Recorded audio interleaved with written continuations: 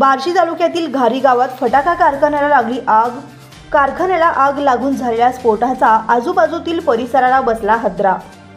युनुस मुलानी यांच्या मालकीचा आहे फटाका कारखाना। या कारखान्यात जवळपास 15 महिला मजूर काम करतात। सुदैवाने आज वटपौर्णिमेची सुट्टी असल्याने कोणतीही महिला आज कामावर नव्हती।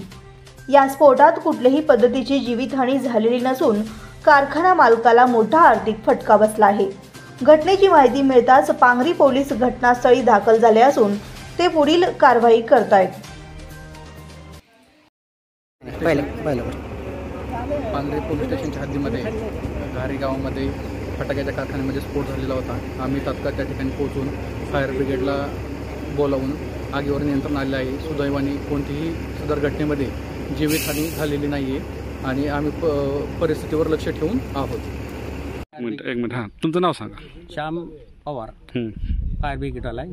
काय झालं तुम्ही इथं आलं त्यावेळेस काय प्रकार घडला? प्रकार ते हे जळत होतं।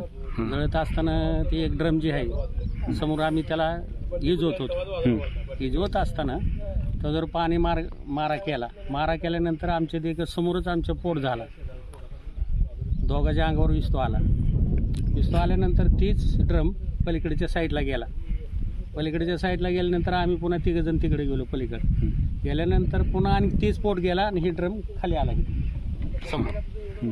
समोर आल्यानंतर त्याला इजवत बसलो पुन्हा। तुम्हाला काय विजा झाली का त्यात? इजा बिजा नाही, पडलो फक्त आम्ही पाण्यात पळून गेलो आम्ही। आता त्या पोटला मात्र मोठा पोट होता एकदम गेला आणि तीच ड्रम इकडे आला। असं झालं हे समजा अंगावर दारू आहे तिघाच्या बी अंगावर दारू आणि साहेब लोक हे आमचे साहेब गाणार साहेब आणि 2 कर्मचारी पळून गेले। आम्ही तिकडे झाडात गेलो ही ड्रम हिथं पडला।